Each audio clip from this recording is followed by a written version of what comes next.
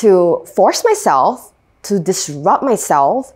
And with these disruptions, that's where personal growth really happens. Hi everyone, my name is Ashley. I'm a corporate entrepreneur, a spin instructor, and a wellness enthusiast. So ever since I'm young, I tend to be very contemplative and reflective. And even now, as I have conversations with my friends, it's often big discussion on ways that we can improve ourselves. And I think having these conversations, discourses with your support system is extremely important for you to find ways and strategies that could enable you to become a better person.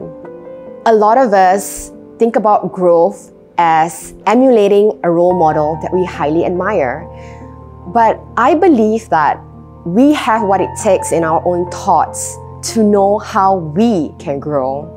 So it's not about copying somebody else's blueprint or formula to make yourself successful, but it's being able to spend time with your own thoughts and being able to understand your own strategies, your own ways that could help you grow.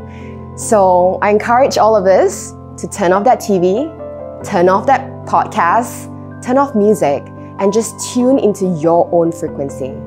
So I think in Malaysia, in terms of personality, we tend to hold ourselves back with our thoughts.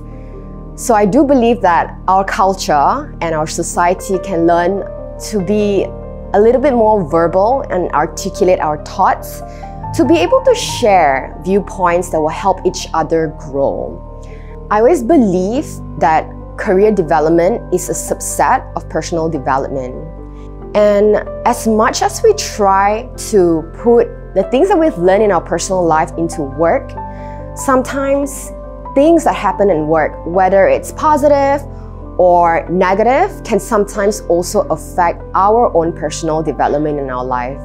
So the question here is whether you feel comfortable having two different sets of persona or personality, one at work, one when you are living your real life, or do you want to be able to make both of those developments synonymous? So when I look at the things that I need to do in order to achieve all of my goals, instead of feeling excited about it, I feel pressured. I feel demotivated. And that's when I realized that maybe I need to learn how to free up some space in my life, to have a blank canvas that is full of possibilities, that allows me to have my creative juice moving, and ultimately reassess what's truly important to me. We can be in a big city, we could be in the urban or suburb area. I think what really contributes to personal growth is your own mindset and your own thoughts. And these thoughts are sharpened, they evolve with high quality, in-depth conversations. So it does matter where you live in order to access these conversations. It also matters what kind of energy you're surrounded with on a daily basis to be able to want this personal growth.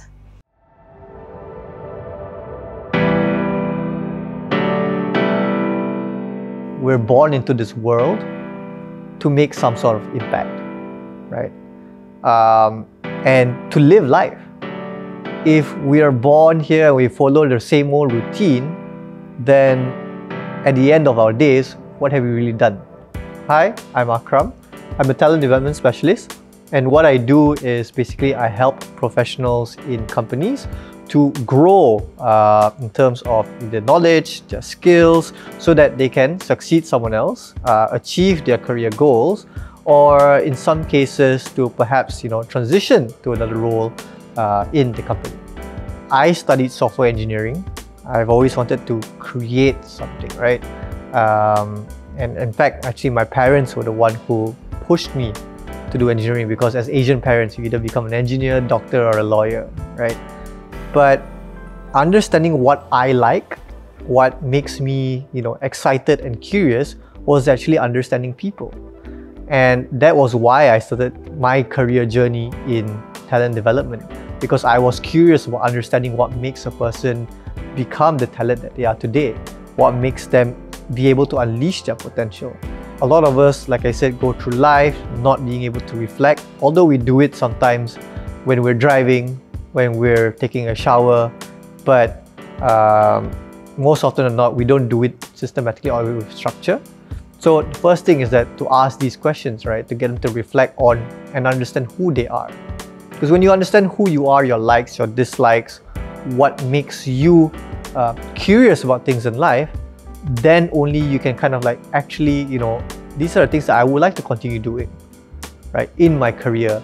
And by linking the two, then you can identify what are the skills the person needs in order to achieve that career goal.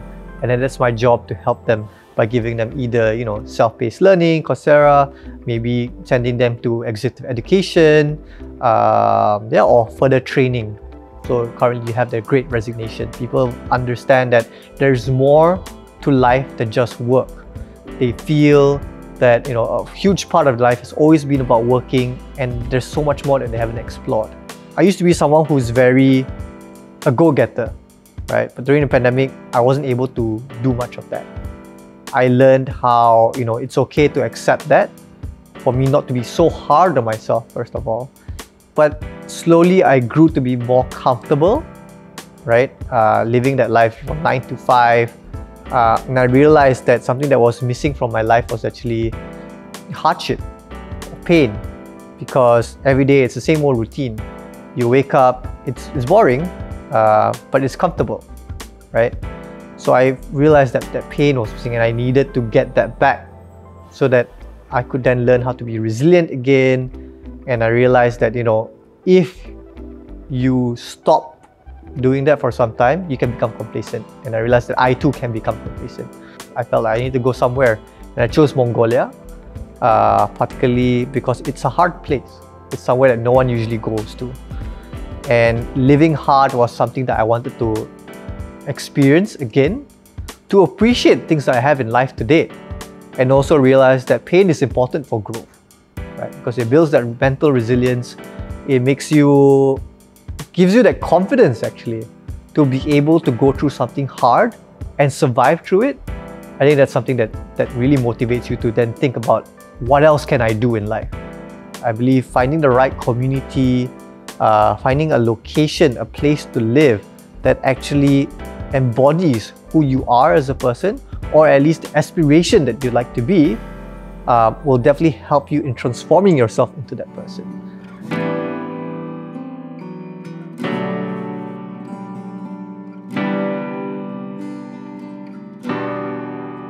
It's time to live life.